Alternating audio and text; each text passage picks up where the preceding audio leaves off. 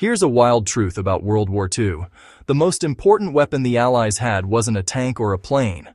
It was a guy who could get everyone to play nice. Dwight D. Eisenhower, the ultimate coalition manager. The man who turned clashing egos and competing nations into one coordinated punch. Quick hook. Imagine juggling Winston Churchill, Franklin D. Roosevelt, Charles de Gaulle, Bernard Montgomery, George S. Patton, while planning the biggest amphibious invasion in history.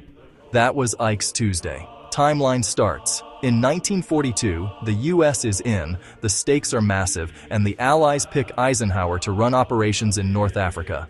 Operation Torch. He's not the showy general with the dramatic speeches. He's the organizer, the mediator, the guy who keeps the whole machine from shaking apart. North Africa is messy.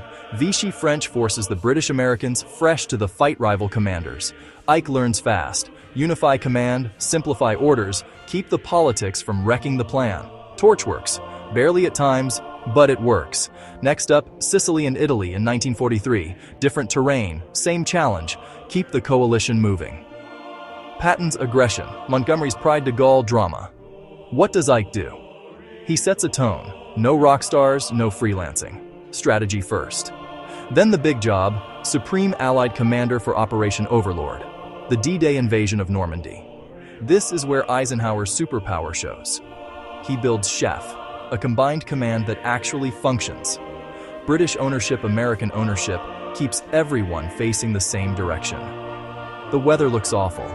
His forecaster, James Stagg, says there's a tiny window on June 6, 1944, Ike calls it.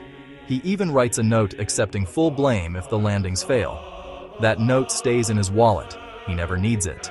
D-Day hits. Airborne drops beachheads, chaos everywhere.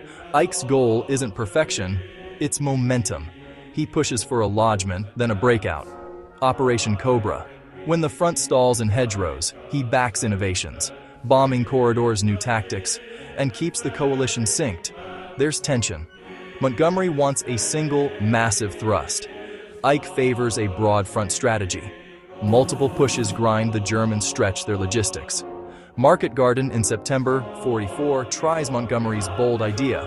It overreaches. Bridges fall short. Ike absorbs the failure, adjusts, keeps the pressure. Then the Battle of the Bulge. Germany punches through the Ardennes in December 44. Ike doesn't panic. He reassigns forces, gives Patton the space to pivot north, insists the line bend, not break. It works. By spring 1945, the Allies cross the Rhine, encircle the Ruhr, the German army collapses. Ike refuses a race for Berlin.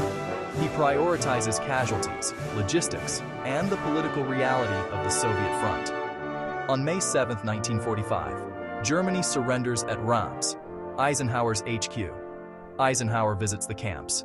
He orders photos, witnesses, documentation, so no one can deny what happened. That's moral leadership. What made Ike special wasn't battlefield theatrics. It was this. Make complex things simple, align egos to a mission, decide under uncertainty, and own the outcome. In a war of hardware, Eisenhower proved that software, the human operating system, wins campaigns. That's the story. If you want a blueprint for leading through chaos, start with Ike.